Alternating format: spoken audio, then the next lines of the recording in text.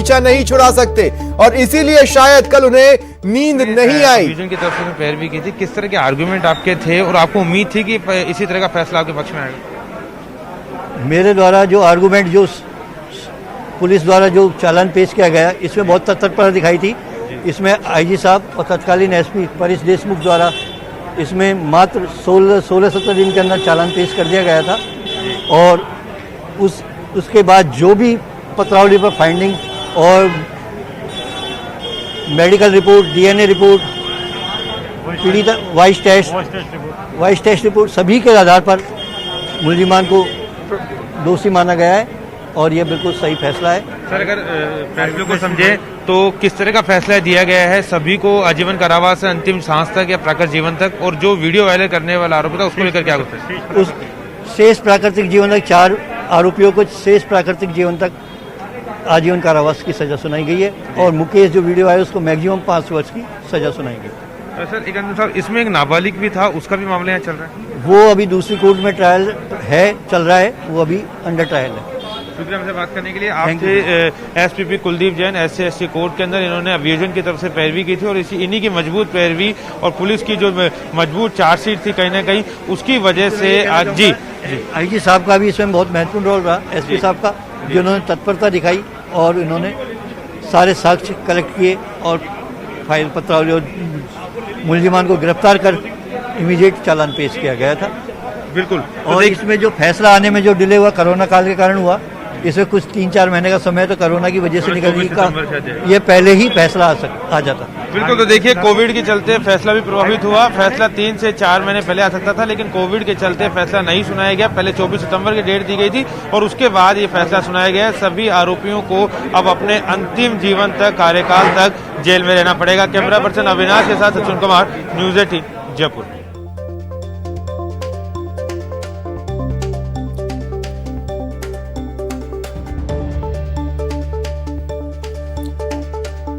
बड़ी खबर है इस वक्त की और यहां पर एक और बात जहां आपका ध्यान लाना चाहता हूं। सजा सुनाने के दौरान जज ने जो टिप्पणियां की वो भी जानना बेहद जरूरी है। उन्होंने इस घटनाक्रम को, इस वारदात को मानवता को शर्मसार करने वाला कहा, घृणित बताया। रिलीफ से, अगर किसी भी तरह का रिलीफ अगर दिया जाता है दोषियों को तो उससे समाज में गलत मैसेज जाएगा। और रिएक्शंस लगातार आ रहे हैं पॉलिटिकल क्लास से भी, आइए देखते हैं। मई 2019 में जो एक दलित महिला के साथ में रेप की घटना हुई थी, हमारे राष्ट्रीय अध्यक्ष राहुल गांधी जी भी आए थे, मुख्यमंत्री जी भी गए थे और उस घटना के बाद में तुरंत सरकार ने एक्शन लेते हुए उन लोगों को गिरफ्तार किया, उनका समय के ऊपर चालान किया और आज फैसला आया है कि उन सब लोगों को सजा हुई है।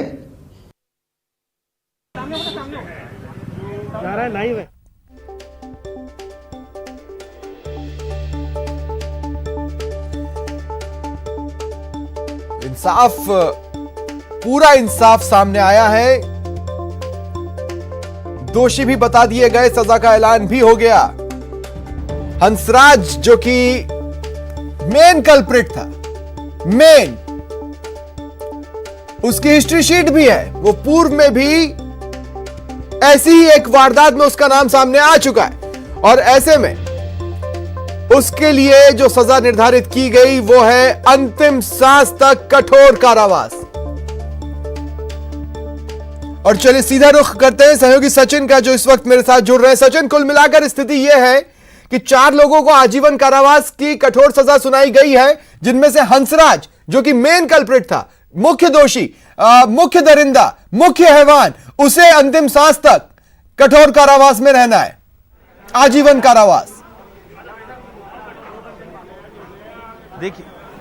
देखिए स्वप्निल, थोड़ा सा अपडेट करना चाहूँगा। हंसराज को जरूर 2 धाराओं में सजा हुई है क्योंकि वो रिपीटर ऑफेंडर था, उसने उस पर पहले भी दुष्कर्म का आरोप था, लेकिन अंतिम सांस तक सभी आरोपियों को जेल में रहना होगा। यानी अगर हम लीगल टर्म में बात करें तो अंतिम सांस शब्द का प्रयोग नहीं किया था। अपने जो प्राकृतिक जीवन है, यानी अगर उन्हें कोई प्राकृतिक मौत नहीं आती है तब तक उनको जो है जेल में रहना होगा। हंसराज पर एक अन्य धारा में भी आजीवन कारावास की सजा सुनाई गई, उस पर अगर बात करते हैं तो 2 लाख रुपए तक का जुर्माना उस पर लगाया गया। वहीं जो सबसे महत्वपूर्ण बात इस पूरे फैसले में रही है वो रही है जज ब्रजेश कुमार की टिप्पणियां। अगर हम उन टिप्पणियों की बात करें तो जज ब्रजेश कुमार ने कहा है कि ये घटनाक्रम विरलतम घटनाक्रम था, मानवता को शर्मसार करने वाला घटनाक्रम था। उन्होंने कहा कि दुष्कर्म किसी जाति, धर्म या मजहब की समस्या नहीं है, ये पूरी इंसानियत की समस्या है। इंसानियत को शर्मसार करने वाला इन्होंने कृत्य किया है।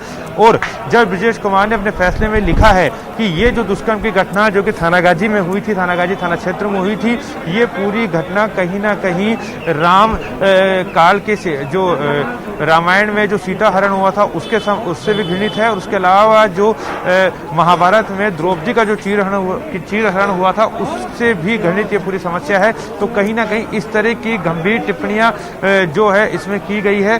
और इसके अलावा ये बात भी जज ब्रजेश कुमार ने अपने फैसले में कही है कहीं ना कहीं कि ये इस तरह की घटनाक्रम ये था कि जो दंड होना चाहिए, यानी जो सजा होनी चाहिए वो इस तरह की हो कि जो दुष्कर्म की अमर वेल लगातार धीरे धीरे बढ़ती जा रही है उसको कहीं ना कहीं ब्रेक किया जा सके, उसको कहीं ना कहीं तोड़ा जा सके। हमारे साथ अधिवक्ता है पंचोली साहब, उनसे जानेंगे सर धाराओं के बारे में आपसे समझना चाहेंगे कि किन किन धाराओं में किस तरह की सजा दी गई है। और एक जो सबसे बड़ा सवाल है कि जो हंसराज जो रिपीटर ऑफेंडर था उसको जो सजा हुई है वो अन्य सजा से क्या भिन्न है या क्या समान रूप से? देखिए क्या है कि इसमें आईपीसी की जो धारा है ना वो मैं आपको बताना चाहूँ तो आईपीसी की 14 धाराओं में जो है पनिशमेंट दिया गया है चारों आरोपियों को। 149 सेक्शन होता है आईपीसी का, जिसकी वजह से सारा अपराध जो सिमिलर हो जाते हैं। सभी सामूहिक दुष्कर्म 376 डी के अंतर्गत कवर होती है। और 149 जो सेक्शन है उसको लगाने की वजह से प्रत्येक व्यक्ति को बराबर की सजा का भागीदार माना गया है, सिर्फ वीडियो वायरल करने वाले आरोपी के अलावा, क्योंकि वो आईटी एक्ट से कवर हुआ है। तो बाकी एक हंसराज नामक जो इसमें आरोपी है उसके ऊपर जो है वो उसी घटना स्थल मतलब सेम ऑक्यूरेंस प्लेस पर जो है वो एक बार सामूहिक रेप के घटित हो जाने के बाद पुनरावृत्ति करते हुए उस कृत्य को किया गया, आपराधिक कृत्य को किया गया, इसलिए वो 376(2)(n) के साथ में दोबारा पनिश किया गया है। मतलब 7 चारों के अलावा एक बार दोबारा से उसको 376(2)(n) में पनिश किया गया, जिसमें जो है उस पर शेष प्राकृतिक जीवन की अवधि के लिए आजीवन कारावास व प्लस 1 लाख रुपए जुर्माना जो है वो अलग से होगा। तो इससे ये फर्क पड़ेगा कि हंसराज पे 2 लाख रुपए का जुर्माना हो जाएगा। और क्योंकि सभी सजाएं एक साथ चलने का प्रावधान है सीआरपीसी में, तो इस वजह से सभी सजाएं एक साथ चलेंगी, तो शेष प्राकृतिक अवधि के लिए कारावास। फर्क है हंसराज और बाकी 3 आरोपियों में उसमें ये कि उसमें जुर्माना राशि हंसराज में बढ़ जाएगी, लेकिन शायद सभी आरोपियों को अपने अंतिम सांस तक या यूं कहें कि अपने अन्य जो प्राकृतिक जीवन जो उनका बचा है उस तक जेल में रहना होगा। जी बिल्कुल, देखिए कानून की मंशा, ये जो अमेंडमेंट हुआ है उसके बाद में कानून की मंशा ये है कि आदमी जाता अपने पैरों पर है, यानी कि खड़ा होकर के, और आता है जो लेट करके है। तो उस तरीके से शेष प्राकृतिक जीवन का मतलब यही है कि नैसर्गिक अवधि जो है वो लाइफ की उनको अंदर ही बितानी पड़ेगी। इसका मतलब ये है कि वो डेड बॉडी ही बाहर आनी चाहिए, वो भी अगर कोई लेने वाला है तो वो सब ये कठोर प्रावधान किया गया है आईपीसी में संशोधन के बाद। अच्छा पंचोली जी, एक चीज समझे, जिस तरह की टिप्पणियां की गई है कि सजा इस तरह की होनी चाहिए कि जो दुष्कर्म की अमर वेल लगातार बढ़ती जा रही है, जिस तरह से घटना देश में बढ़ रही है, वो एक मैसेज जाना चाहिए कि एक दुष्कर्मी को इस तरह की सजा भी मिल सकती है। इस तरह की टिप्पणी भी कोर्ट ने अपने फैसले में की है। हाँ बिल्कुल, साहब का ये मतलब जो फैसला सुनाते समय जो साहब ने जो अपना वर्टेक्स दिया उसमें ये बताया है कि भाई इस तरीके की चीज़ को रोका जाए, क्योंकि इसकी तुलना जो है वो कई उनसे ऐतिहासिक वो देकर के उदाहरण भी उन्होंने अपने फैसले में की है, जिससे वो ये उनका अभिप्राय अदालत का ये है कि इस तरीके के जो घिनौने कृत्य हैं उन पर रोक लग सके और आम आदमी जो है वो इस तरीके से करने से पहले 4 बार विचार करे कि इसका क्या परिणाम होगा।